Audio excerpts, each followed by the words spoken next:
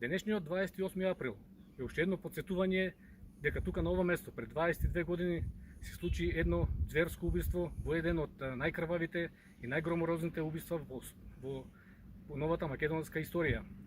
22 години подоцна ниту една власт, ниту ВМРО ДПМН, ниту СДСМ, ниту било кој орган во државата не се обиде да направи истрага за ова громорозно убиство.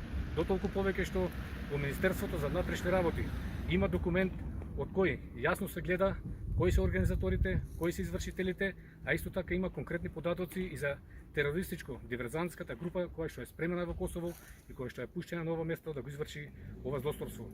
Уште побитно е што во тоа време фатени се и сигнали, телефонски разговор на актуелниот претседател на собранието Талат Џафери, кој е во координација со диверзантско-терористичката група и која што го знаела правецот на движење од касарната Тетово тука на кај селото Вејце.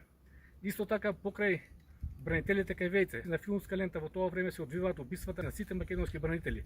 Загинаа околу 80-тина, на прсти може да се избројат тие што загинаа во директна борба со албански терористи и се загинаа во заседа, откако претходно терористичката група им го знаеше правецот на движење.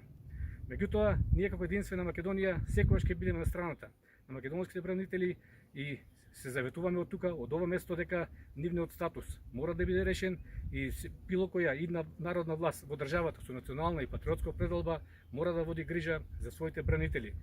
Голема е почита кон македонските бранители, а особено кон бранителите кои што загинаа за татковината и го дадоа на скапото животот. Хероите никогаш не умираат.